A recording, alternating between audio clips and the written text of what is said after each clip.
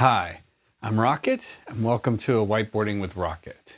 In today's session, I am going to go over the use cases for whiteboarding. In particular, I'm going to focus on remote whiteboarding and how you might go about that, and what are the different scenarios you might follow if you wanted to create a whiteboard and share it, either recording or via an image, or even do live whiteboarding. I'll have a series of videos that cover each of these topics and some of the components involved, potentially even some suggested tooling to make them work. Let's get started. All right, for the first use case, and probably the most difficult remotely, but incredibly effective if done well, is live whiteboarding. Now, the idea here is, of course, live whiteboarding in person is relatively straightforward. You have a conference room, you got a whiteboard, people are watching you. But when you're on a video conference, the ability to interact with people is constrained by the equipment you have that captures your whiteboard. Now, there's multiple ways to go about this. There's, of course, the physical whiteboard that you see me using, and there's digital whiteboards such as tablets and iPads and other things like that that you can use. The idea is people on the other side of the video conference are participating or seeing what you're whiteboarding and can either comment or add to it. Not in real time. They can comment and say, oh, hey, move that box over there. They can't reach to the camera and move the box themselves, at least not yet. At some point, we'll have either AR or VR, and we'll be able to do that together. That sounds really cool. Anyway, the two really main use cases here is you've created something and you want to walk people through it live and get feedback, or you want to draw something out live and get feedback as you go. So that's really the two use cases when it comes to you're in charge as the whiteboarder. The other one that I've done a lot of is I'm capturing the discussion on a whiteboard. And what I mean by that is there's a number of people that are talking and having a discussion about some particular topic or situation. And what I'm doing is using the whiteboard as a way to collect and diagram out what's being said. Often I'll end up participating, especially if I'm sharing it live. People are able to actually watch and follow along. So that's live whiteboarding. Now, the next one is you want to create a whiteboard that you can share, and you can share digitally in some way or another. The very basic thing is, like, I've created a whiteboard here. I'm going to use my phone. I'm going to take a picture of it. I'm going to use some kind of post-processing software to edit the image so that it cleans it up, and I'm going to stick it in a PowerPoint or a Word doc or a Quip or share it on Slack or Teams or whatever way you want to share that. And the idea here is to get a concept and get it out there so people can look at it. It's often a bit rougher than if you were to actually use a Visio or a Lucidchart or a Draw.io or something like that to actually take some drawing and make it into a diagram, or even Photoshop or Illustrator or anything like that. You can take one of these and you can transform it over time into an image that actually sits in a document, gets replaced with full digital rather than a picture of something.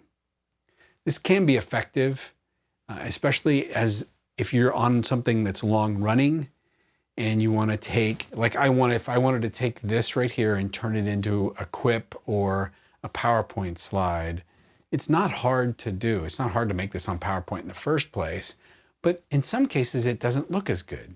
It's a really interesting phenomena.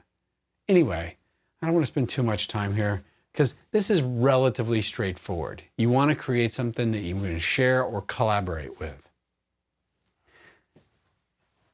Last, and the most fulfilling and complex, is to create a recording. like what I'm doing right here, where I've taken a whiteboard and I'm going to walk you through what I've done, or I'm actually going to I'm going to record myself whiteboarding a diagram. And this gets to be a bit of a technique challenge. Do you want to speed up that and then narrate? I've done that before, where I'll take a video of my creation and I'll make that go like at a 800 speed, and it takes less than a minute and the whole thing comes along, and then I turn around and I create another video where I explain what I've done. That's one way to do it. The other way to do it is to stand up here, turn the recorder on, and draw everything out. That can be okay, and it tends to be, my experience has been, and one of the reasons that I've pivoted to more of I draw it out and then I turn the video camera on, is if I'm drawing it and explaining it at the same time, I end up having to spend a lot of time editing the video and cutting out a lot of the pauses and slow things and things to make it more interesting. Now, there are extra skills required on the recording side of this, right? One of the big ones is you got to know video editing software, and you got to be able to cut things and clean them up and do color and a handful of things like that. It's not intimidating. It's just one thing to know that you want to pick up as part of this. You could do it as simple as I've taken an iPad, I've stuck it on a stand of some sort, I've lit my whiteboard decently, I hit record on the iPad, I then use iMovie to edit the video. Zoom in a little bit so that you can take out some of the background, get a good video, some kind of good audio, whether it's Bluetooth or some wireless mic that's easy to use. This could be really effective, and you can move really quickly over time. And then you can get more and more sophisticated as needed. You don't have to start with the most sophisticated setup. I definitely did not start with the most sophisticated setup. I started with a simple handy cam and an adapter for my computer and hit record, and that worked for a while. And then I wanted to make more stationary setups, and I wanted to get more quality, and then sound and lighting, and on and on and on and on. So I gradually built it up. But some of those early videos were relatively effective. Now, they're not as effective as what I'm doing today because I've got extra stuff in place. But one of the other things you're going to want to know about is what video platforms can you share this on? Is this something you want to make for the general public? So you could put it on YouTube. You can share it on YouTube in a private way. And if you have your own YouTube channel, only people with access to it can get to that video. It's a little harder because then it's about managing who has access to it. But if it's to a small audience, that's actually a very effective way to do it. Another way to effectively do it on YouTube is to unlist it. So you upload the video, you get it there, and you get an unlisted link that you can send out to people.